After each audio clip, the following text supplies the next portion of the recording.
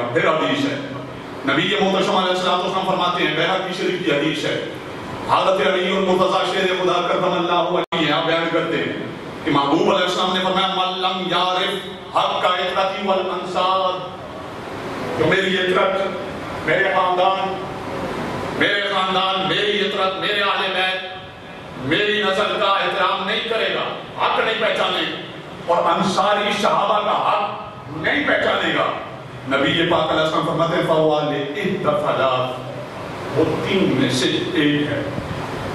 وہ تین میں سے جو صحابہ, جو اہل بیت کا گستاخ ہے, جو انصار کا گستاخ ہے, مدینہ کے تاجدار علیہ السلام فرماتے ہیں وہ تین میں سے ایک ہے. تین میں سے ایک بیہقی شریف کے اندر فرمایا اما منافق, اما بڑے نعرے لگائے میں نوکر صحابہ کا, میں نوکر صحابہ کا, میں نوکر صحابہ کا, اما منافق جو اہل بیت کا گستاخ ہے, اہل بیت کا گستاخ ہے, فرمایا اما منافق یا پکا منافق ہے.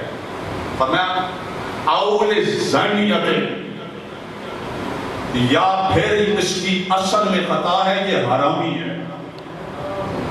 بیہقی شریف کی حدیث ہے, بیہقی شریف کی حدیث ہے, فرمایا یا منافق ہے یا حرامی ہے.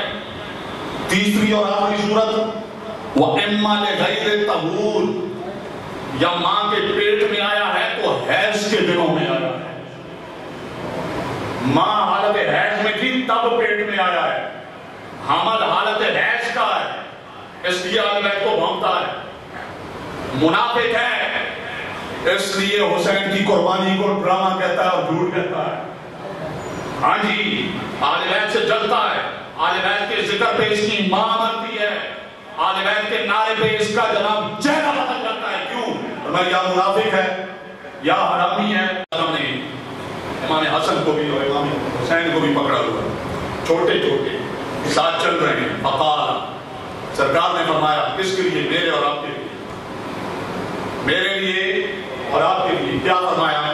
سرکار نے فرمایا فقط من احب الحسن والحسین, من احب الحسن والحسین, جس نے حسن سے محبت کی, جس نے حسین سے محبت کی, جس نے میرے شہزادوں سے محبت کی, جس نے میرے نواسوں سے محبت کی, تو اسے مبارک ہو. فقط احبنی, اس نے در حقیقت مجھ سے محمد الرسول اللہ سے محبت کی. حسن حسین کی محبت یہ نہیں کہ ہم کلمہ رسول اللہ کا پڑھتے ہیں تو بس ان کی محبت کافی ہے, بس ایک محمد کی محبت کافی ہے. سرکار بنانا حسن حسین سے جس نے محبت کی فقط احبنی, تو گویا کہ اس نے نبی سے محبت کی. آگے فرمایا ومن ابغضہما, من ابغضہما, جس نے حسن حسین سے بغض رکھا, جس نے حسن حسین پہ تنقید کی, گستاخی کی, بے ادبی کی, بغض رکھا, تو میں یہ کان کھول کر سن لے. فقط ابغضنی, اس نے حسن حسین سے بغض نہیں رکھا, اس نے در حقیقت محمد رسول اللہ سے بغض رکھا. نعوذ باللہ. اتنی بڑی بدبختی ہے, اس قدر بڑی بدبختی ہے. اب حضرت امام حسن امام حسین رضی اللہ تعالیٰ عنہ, خصوصاً جو واقعہ کربلا ہے, آخر میں جو واقعہ کربلا ہے, یہاں پر کیا تھا شروع میں نے بیان کر دیا کہ آپ نے فرمایا اسلام پر جب حملے ہو رہے ہوں تو میرے جد کریم نے مجھے پڑھایا تھا یہ سبق کہ اسلام پر حملے ہو رہے ہوں تو اسلام کو بچانے کے لیے پھر اٹھنا ہے, اسلام کی خدمت کرنی ہے, اسلام کو بچانا ہے, اور جو نہیں اٹھے گا وہ اسلام کے اسی دشمن کے ساتھ جہنم کے ایک ہی گڑھے میں ڈالا جائے گا. میں اس لیے نکل رہا ہوں. اب جب حسین پاک نکلے, ایک طرف نبی کا نواسا ہے جس کے بارے میں کافی گفتگو اہل بیت کے بارے میں بھی ہو گئی, گھرانے کے بارے میں بھی, آپ کے بارے میں بھی, اور سب سے بڑی بات ان الحسن والحسین سیدا شباب اہل الجنہ, اور میں حسن حسین دونوں جنتی نوجوانوں کے بات ہی ختم. مقابلے میں جو کردار ہے اسے کیا کہا جاتا ہے؟ یزید بدبخت. آج کچھ لوگ کہتے ہیں نہیں جی یزید کے بارے میں جو مشہور ہے یہ سب ڈرامہ ہے, یزید تو ایسا نہیں تھا, اسے تو پتہ ہی نہیں تھا, اسے تو خبر ہی نہیں تھی. اسے تو پتہ ہی نہیں تھا وہ تو صحابی ہے، وہ تو فرشتہ ہے، وہ تو رضی اللہ عنہ ہے، بہت سے لوگ کہتے ہیں۔ تو شرح عقائد حضرت امام تفتازانی رحمۃ اللہ علیہ کی شرح عقائد وہ کتاب ہے کہ جس کے پڑھے بغیر کسی کو مولوی نہیں مانا جاتا اور عالم نہیں مانا جاتا۔ اس شرح عقائد کی یہ آگے شرح ہے نبراس۔ اس کے اندر حضرت امام تفتازانی رحمۃ اللہ علیہ کا قول بیان کیا گیا اس بارے میں کہ یزید کے بارے میں جو کچھ بیان ہوا، یہ ظلم، اس کی زیادتیاں، اس کے بغض اہل بیت، یہ سب جھوٹ ہے۔ کیا یہ سب کچھ نہیں تھا؟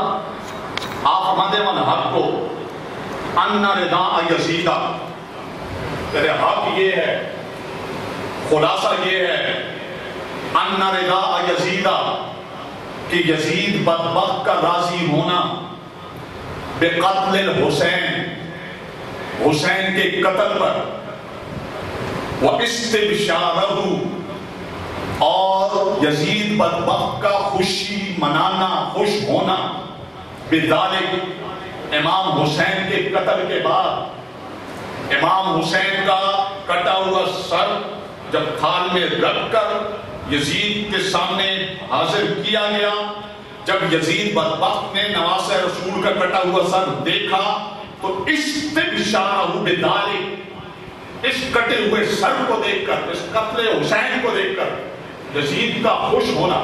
دو باتیں، وَإِحَانَةَ اہل البیت نبی، اور نبی پاک علیہ السلام کے خاندان کی اور اولاد کی اور بیویوں کی اور باقی جو بچ گئے تھے ان کی توہین اور تذلیل اور گستاخی اور بے ادبی کرنا، یہ تینوں باتیں۔ کون سی تین باتیں؟ قتل حسین پہ راضی ہونا، امام حسین کا سر دیکھ کر خوش ہونا اور بیویوں کی توہین کرنا، یہ تینوں کام یہ شرح عقائد اور نبراس جس پہ دار و مدار ہے اہلیت کا، عالم بنتا ہے، مولوی بنتا ہے، اور جس کی بنیاد پر مناظرہ ہوتا ہے، جس میں سے عقیدہ بیان ہوتا ہے۔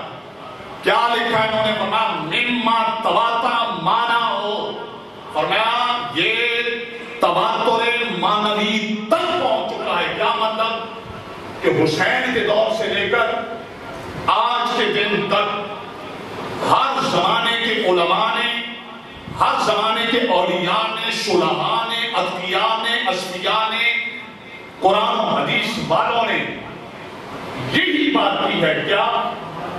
کہ یزید بدبخت قتل حسین پہ راضی بھی تھا، حکم بھی اس کا تھا، اور کٹا ہوا سر دیکھ کر خوش بھی ہوا، اور بیویوں کی اس کی توہین بھی کی، حضور کے خاندان کی توہین بھی کی۔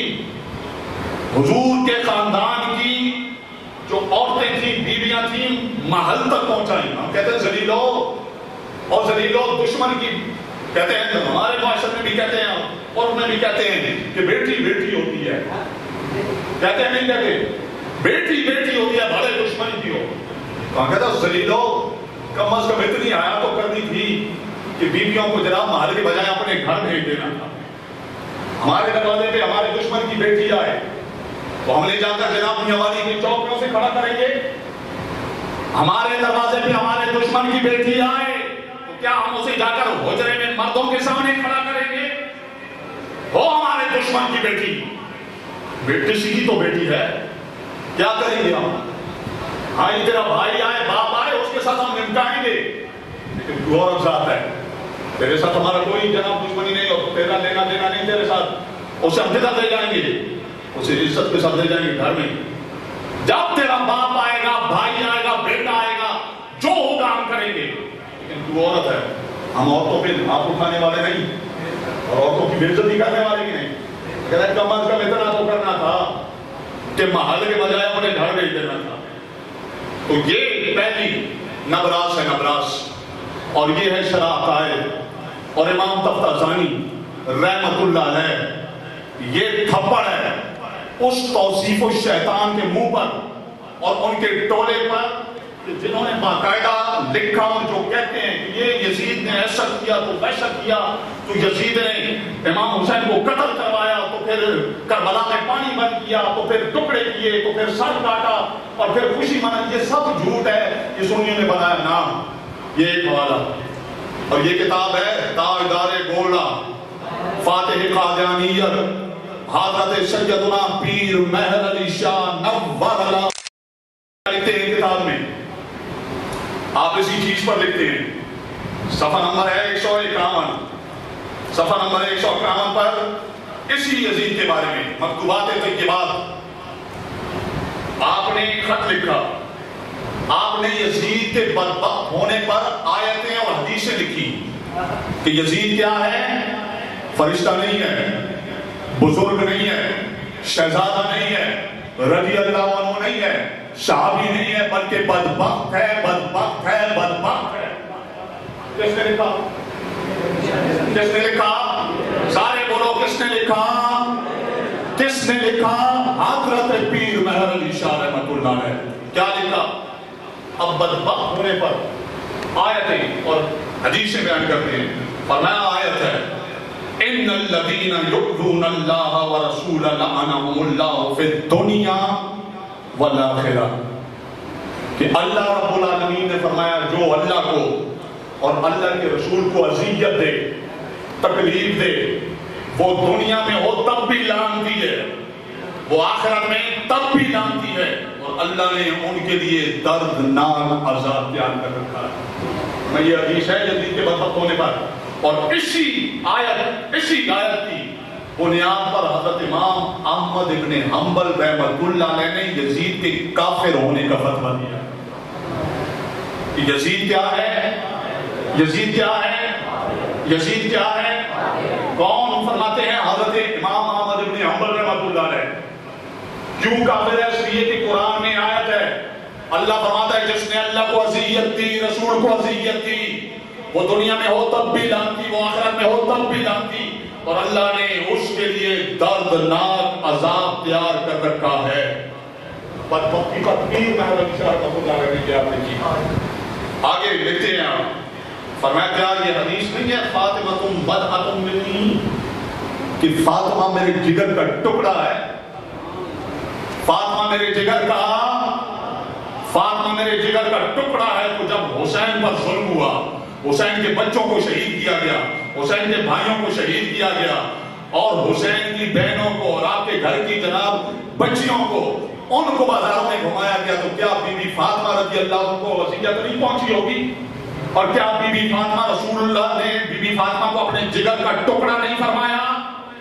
تو جب جگر کا ٹکڑا فرمایا تو بی بی فاطمہ کی تکلیف رسول اللہ کی تکلیف، اور یزید نے حسین کو تکلیف دے کر، آپ کے بچوں کو تکلیف دے کر، شہید کر کے، ظلم کر کے بی بی فاطمہ کو تکلیف دی ہے، اور بی بی فاطمہ کو تکلیف دے کر مدینے کے تاجدار علیہ السلام کو تکلیف دی ہے، اس لیے بدبخت ہے. پھر پیر مہر علی شاہ رحمۃ اللہ علیہ لکھتے ہیں وَيُؤْذِينِي مَا آذَاهَا، کیا یہ حدیث نہیں ہے کہ جس نے فاطمہ کو اذیت دی اس نے مجھے اذیت دی، جس نے فاطمہ کو تکلیف دی اس نے مجھے تکلیف دی. اور میں جب یہ ہے تو اس سے ثابت ہوتا ہے یزید کیا ہے؟ بدبخت ہے. آگے آپ فرماتے ہیں کہ یہ حدیث نہیں کہ من احب الحسن والحسین فقد احبنی ومن ابغضہما فقد ابغضنی، کہ جس نے حسن حسین سے محبت کی اس نے محمد سے محبت کی، اور جس نے حسن حسین سے دشمنی کی اس نے محمد اور رسول اللہ سے دشمنی کی. پیر مہر علی شاہ رحمۃ اللہ علیہ نے حدیث لکھی ہے کہ کیا یہ حدیث نہیں ہے؟ اور جب ہے تو کیا یزید نے حسین کے ساتھ دشمنی نہیں کی اور حسین کی دشمنی کو مدینے کے تاجدار علیہ السلام نے اپنی دشمنی نہیں قرار دیا؟ تو پیر مہر علی شاہ رحمۃ اللہ علیہ نے کہا کہ جب یزید بدبخت نے اہل بیت سے دشمنی کی تو یہ دراصل محمد اور رسول اللہ سے دشمنی ہے، اور جو محمد اور رسول اللہ سے دشمنی کرے وہ خوش بخت ہو سکتا ہے، وہ فرشتہ، وہ صحابی، وہ رضی اللہ عنہ، وہ بزرگ ہو سکتا ہے، بڑا بدبخت ہے. اب یہ کسی چھوٹے موٹے مولوی کی بات بھی نہیں ہے. نہیں جی یزید کے بارے میں انہوں نے ایسی باتیں بنائی ہیں تو چلو جی میرے علم میں کمی ہوگی، ظفر بنوری کا عظمت بھولا ہو سکتا ہے، ناقص ہو سکتا ہے. یہ کون ہے؟ یہ وہ پیر مہر علی شاہ رحمۃ اللہ علیہ ہیں کہ ختم نبوت کا مسئلہ تھا تو مدینے سے خود مدینے کے تاجدار علیہ السلام نے واپس بھیجا تھا اور میں جاؤ پاک و ہند میں ایک بدبخت تعبیر کی کینچیوں سے مرزا قادیانی میری حدیث کو کتر رہا ہے، مہر علی جا کر تم اس کا مقابلہ کرو پاک و ہند میں، اگر تمہارا وجود موجود بھی موجود رہا تو انشاءاللہ یہ فتنہ جو ہے یہ پھل پھول نہیں سکے گا۔ وہ پیر مہر علی شاہ رحمۃ اللہ علیہ آگے کیا لکھتے ہیں یزید کے بدبخت ہونے پر؟ آپ لکھتے ہیں کہ یہ حدیث نہیں حسین منی وَأَنَا مِنْ حُسَيْنَ أَحَبَّ اللَّهُ مَنْ أَحَبَّ حُسَيْنًا۔ مدینے کے تاجدار علیہ السلام نے نہیں فرمایا حسین مجھ سے، میں حسین سے ہوں، اور اے اللہ اس سے تم محبت فرمائے تو حسین سے محبت فرمائے۔ تو یزید حسین سے محبت کرتا تھا کہ نفرت کرتا تھا؟ محبت رکھتا تھا کہ بغض رکھتا تھا؟ غلام تھا کہ دشمن تھا؟ دشمن تھا۔ جب حسین کا دشمن تو حدیث کے مطابق حسین کا دشمن محمد رسول اللہ کا دشمن، تو جو اہل بیت کا دشمن ہو، پہلے حدیث گزری کہ اللہ انہیں یہودیوں میں اٹھائے گا، پھر یہ ہے کہ وہ رسول اللہ کا دشمن ہے، تو جو یہودیوں میں اٹھایا جائے اور جو رسول اللہ کا دشمن ہو تو وہ خوش بخت ہوگا۔ یزید بدبخت ہے۔ آگے حضرت سیدنا پیر مہر علی شاہ رحمۃ اللہ علیہ فرماتے ہیں، آپ فرماتے ہیں کیا یہ حدیث نہیں ہے؟ اور پھر آپ نے کہا کہ ان ذالک ان ابنی ھذا یعنی الحسین یقتل بارض من ارض العراق یقال لها کربلا فمن شهد ذلك منکم فلینصرہ، کہ میرا یہ بیٹا حسین عراق کے علاقے کربلا میں شہید کر دیا جائے گا، شہید کر دیا جائے گا، شہید کر دیا جائے گا، اور جو وہ زمانہ پائے، وہ زمانہ پائے جب حسین کے ساتھ دشمن ٹکرائے، جو وہ زمانہ پائے تو وہ حسین کی ضرور مدد کرے۔ رسول اللہ کا تو حکم تھا کہ حسین کی مدد کرو، اور یزید نے مدد کی، یزید نے مدد کی، دشمنی کی۔ یہ کس نے لکھا؟ حضرت سیدنا پیر مہر علی شاہ رحمۃ اللہ علیہ۔ آخر میں آپ نے لکھا کہ یزید بدبخت وہ ہے، نیز یزید شقی بدبخت کا بعد شہادت سید الشہداء علیہ السلام کے کمال خوشی میں آ کر، کمال خوشی میں آ کر، کمال خوشی میں آ کر یہ کہنا کہ آج ہم نے آل محمد سے بدر کا بدلہ لے لیا۔ یہ قصہ ہے، یہ کہانی ہے، یہ مہر علی شاہ سید بادشاہ رحمت اللہ علیہ، آپ کا قلم ہے، آپ کا فتویٰ ہے، آپ کی تصنیف ہے۔ آپ نے لکھا یزید وہ بدبخت ہے کہ جب حسین کو، اس گھرانے کو، رسول اللہ کی اولاد کو، اہل بیت کو قتل کیا تو اس کے بعد خوشیاں منائیں کہ بڑا کام ہو گیا، الحمدللہ آج ہم نے بدر کا بدلہ، اپنے دادا پردادا بڑوں کا بدلہ جو ہے آل محمد سے لے لیا۔ یہ جملے بولے۔ آگے ہے آپ فرماتے ہیں اور اس نے شعر پڑھے حسین کو قتل کرنے کے بعد، آل بیت کو قتل کرنے کے بعد یزید نے شعر پڑھے۔ کیا شعر پڑھے؟ کہنے لگا وَلَسْتُ مِن جُنْدُ إِلَّا مِنْتَقِمْ مِن بنی احمد ما کان قد فعلوا۔ اس نے کہا جنگ سے پہلے کہ میں تو پھر اپنے خاندان کا ہی نہ ہوا، جیسے ہم کہتے ہیں میں پھر اپنے باپ کا ہی نہ ہوا، جیسے ہم اپنی زبان میں جنگ پہ ہوتا ہی نہ ہوا، پھر تو میں اپنے خاندان کا نہیں، میں جندب کا نہ ہوا اگر میں نے آل محمد سے اپنے بڑوں کا بدلہ نہ لیا۔ کس کے کس کے کس کے اور کس نے لکھے ہیں؟ کس نے لکھے ہیں؟ کس نے لکھے ہیں؟ تو یہ جھوٹ ہو سکتا ہے؟ کیا اللہ کے ولی جھوٹ لکھتے ہیں؟ یہ قصہ ہو سکتا ہے؟ یہ ڈرامہ ہو سکتا ہے؟ کس نے لکھا؟ پیر مہر علی شاہ رحمت اللہ علیہ نے اپنی کتاب میں لکھا۔ اور اس کے بعد فرماتے ہیں کہ قاضی ثناء اللہ پانی پتی رحمت اللہ علیہ نے اسی بنیاد پر، جیسا کہ قاضی ثناء اللہ پانی پتی رحمت اللہ علیہ نے بھی ذکر کیا کہ اسی بنیاد پر یزید پر بزرگوں نے کفر کا فتویٰ دیا۔ یہ کہتا تھا میں بدلہ لوں گا، کس سے؟ رسول اللہ کی نسل سے۔ کس بات کا؟ اپنے بڑوں کا، باقاعدہ طور پر بدلہ لوں گا۔ یہ تھے حضرت سیدنا پیر مہر علی شاہ رحمت اللہ علیہ۔ اور اس میں ایک بات میں اور اضافہ کروں اور آپ کے سامنے آخری بات بیان کروں. نعرہ تکبیر،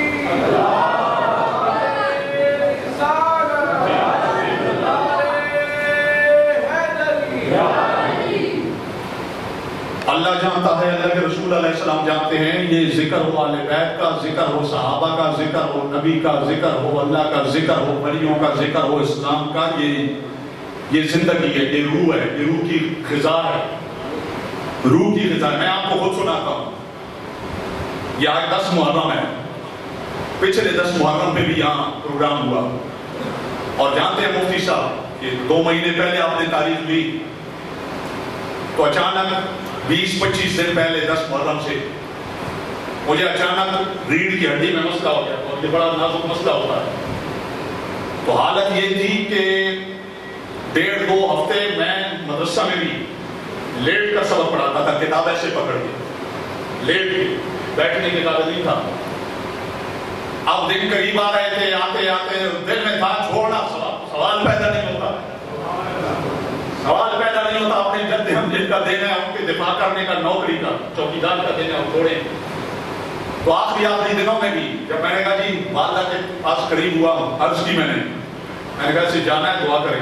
ان کا ساری زندگی جاتے ہو، دن کو بھی جاتے ہو، رات کو جاتے ہو، 2 ہفتے جناب دیکھنا نصیب نہیں ہوتا. پنجاب میں ہو، ادھر ہو، ادھر ہو، ادھر ہو، ادھر ہو، دین کی خدمت کرتے ہو، پھر بھی کرو گے، پھر بھی کرو گے، پھر بھی کرو گے. تو اب تکلیف ہے، اللہ بھی جانتا ہے. تو اس کو سمجھ جاؤ، آپ مہربانی کریں، اجازت دیں، باقی شاہ جانے تو شاہ جانے. جب چلے تو کم از کم کوئی میل کا 4تھا حصہ گاڑی میں بیٹھ کر سفر کیا ہوگا. تو میری اپنی حالت یہ تھی کہ لگتا ہے مشکل ہے کہ 1 میل بھی تو ہاٹ میں گاڑی میں سفر کر سکوں. اتنا دل میں آیا کہ اے امام عالی مقام، اے نواسہ رسول، آپ کی نوکری ہے، آپ کے غلام ہیں، آپ کا دفاع کرنا ہے، آپ کے دشمنوں کو جواب دینا ہے اور آپ کے عاشقوں کو آپ کا سبق پڑھانا ہے. آپ جانے، آپ کا کام جانے. اللہ بھی آپ کی سنتا ہے اور اللہ کے محبوب علیہ السلام بھی آپ کی سنتے ہیں. رب کعبہ کی قسم ہے 2 منٹ نہیں گزرے ہوں گے، 2 منٹ نہیں گزرے ہوں گے، وہ 10 محرم اور یہ 10 محرم درد لوٹ کے نہیں آیا ہے.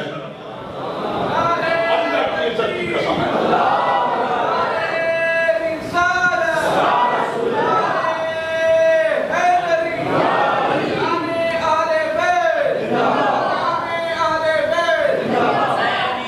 زندہ باد، زندہ باد، زندہ باد، مرد آباد.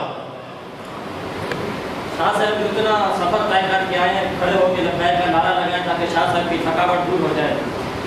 لبیک لبیک یا رسول اللہ، لبیک لبیک لبیک یا رسول اللہ، لبیک لبیک لبیک یا رسول اللہ. قادیانی اپنی بلوں سے نکل رہے ہیں. آج ہم عہد کرتے ہیں، تار ختم نبوت، تار ختم نبوت، تار ختم نبوت. آج کے اس تقریب کے اندر ہمارا اعلان تھا کہ ہم انڈیا کے پنجوں سے کشمیر کو آزاد کرانے کے حق میں بھی آواز بلند کریں گے اور انشاءاللہ بلند کر رہے ہیں. کشمیر بنے گا، کشمیر بنے گا، کشمیر بنے گا. کشمیریوں سے رشتہ کیا، کشمیریوں سے رشتہ کیا، کشمیر بنے گا. اور شاہ صاحب کشمیر کے حق سے اعلامیہ پیش کریں گے اور افواج پاکستان کے حوالے سے ڈاکٹر اشرف آصف جلانی صاحب نے جو جہاد کا فتویٰ دیا ہے وہ فتویٰ بھی شاہ صاحب آپ کی نظر کرتے ہیں.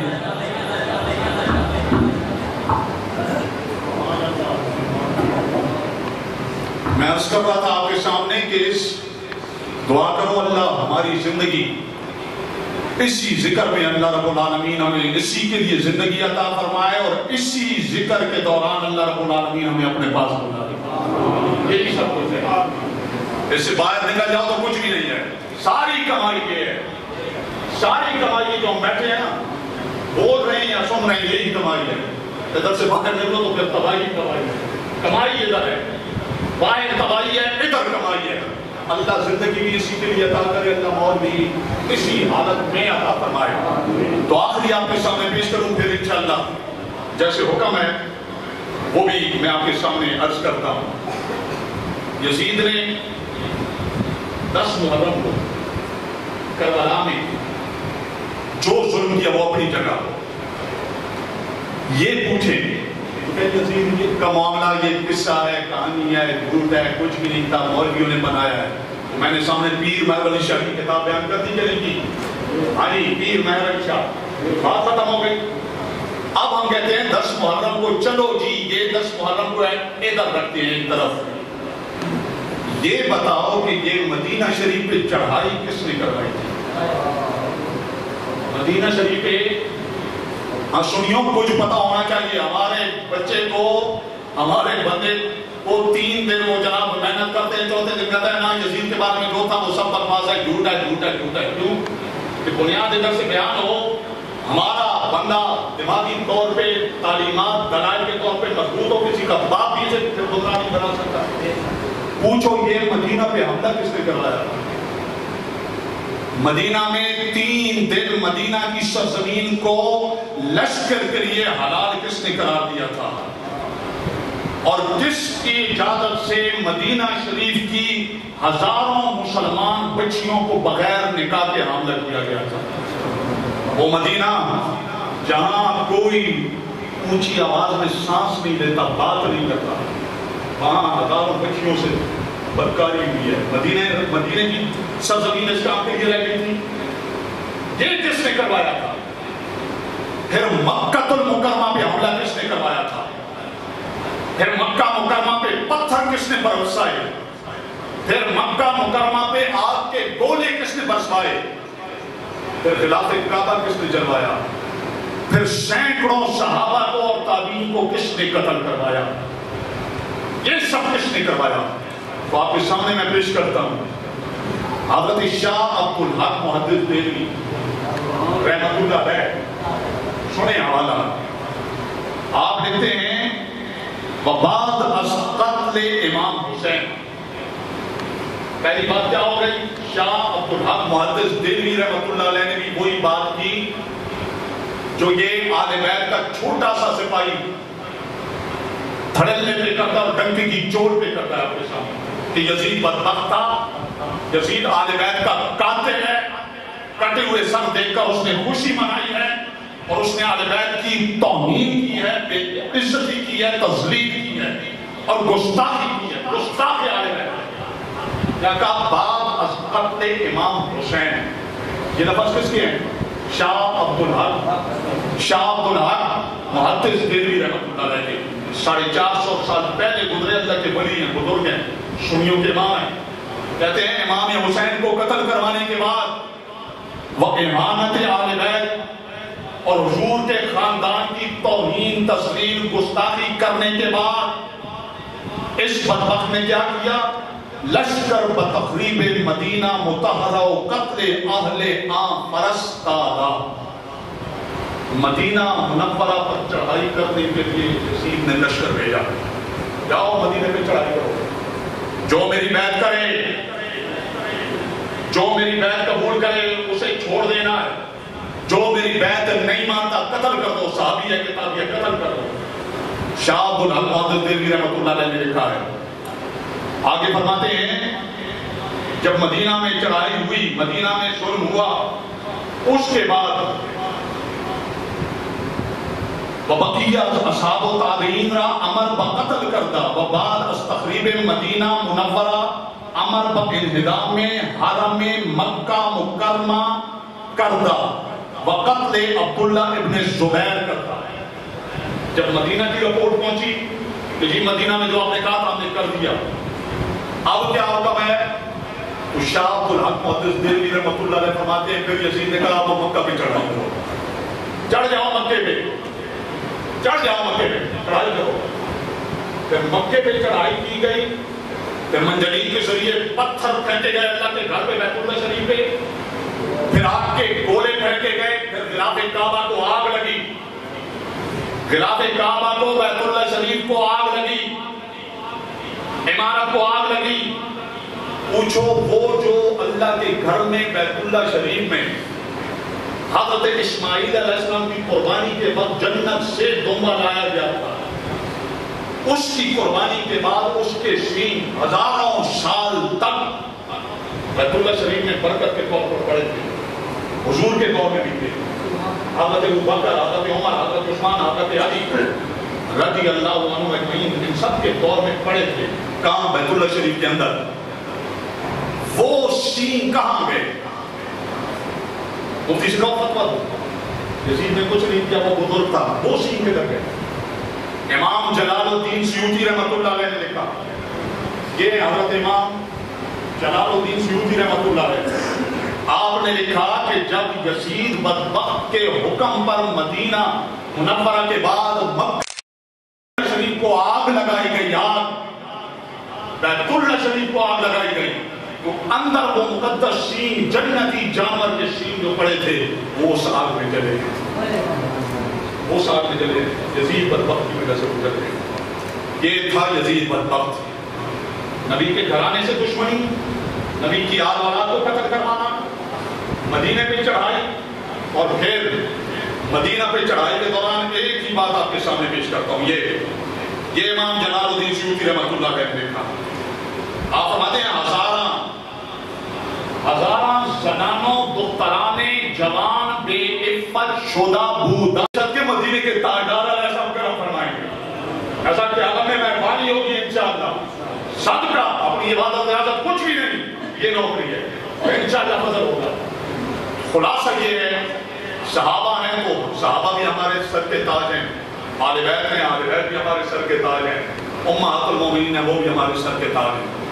نہ ہم حضرت ابوبکر عمر عثمان کو لے کر حضور کی یاد کو بھونکنے والوں میں سے ہیں، نہ حضرت علی اور حضور کے گھرانے کو لے کر ہم حضرت ابوبکر عمر عثمان کو بھونکنے والوں میں سے ہیں۔ ہم حضرت ابوبکر عمر عثمان کے بھی نوکروں کے نوکر ہیں، ہم حضرت علی اور ان کے بچوں کے بھی نوکروں کے نوکر ہیں۔ یہ میسج ہے، یہ پیغام ہے کربلا کا، حسین کا، مذہب کا، دین کا، اسلام کا۔